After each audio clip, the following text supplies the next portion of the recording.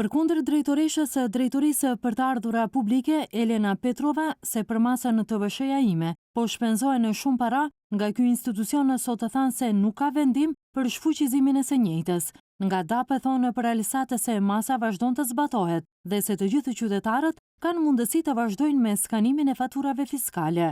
Masa zbatohet e vazhdimisht dhe të gjithë qytetarët mund të përdorin aplikacionin dhe të realizojnë të drejtat e tyre sipas dispozitave ligjore. Për zbatimin e masës, TVSH-ja ime janë parashikuar mjete në buxhetin e vitit 2026, me çka sigurohet zbatimi i saj i pandërprer dhe i vazhdueshëm. Për kthimin e TVSH-s ndaj qytetarëve në vitin 2025 janë paguar 56,5 milion euro. Qytetarët thonë se paratë nga skanimi i faturave fiskale u bëjnë punë.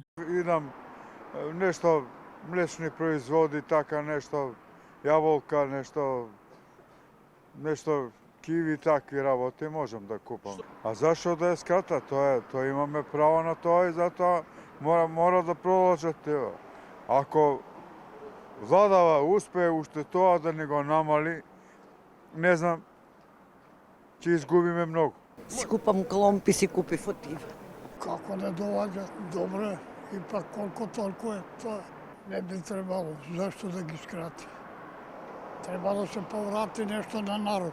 Kohëve të fundit, aplikacioni për skanimin e faturave fiskale TVSH-ja ime nuk ishte në funksion për disa ditë. Qytetarët u ankuan se sistemi nuk u lejonte të skanonin fatura, ndërsa të tjerët e thanë se edhe pse kishin marrë njoftim se skanimi kishte qenë i suksesshëm, mjetet nuk u ishin evidentuar në listën e faturave të skanuara. Shpjegimin nga DAP ishte se për shkak të përmirësimit të aplikacionit, ajo kishte funksionuar me vështirësi.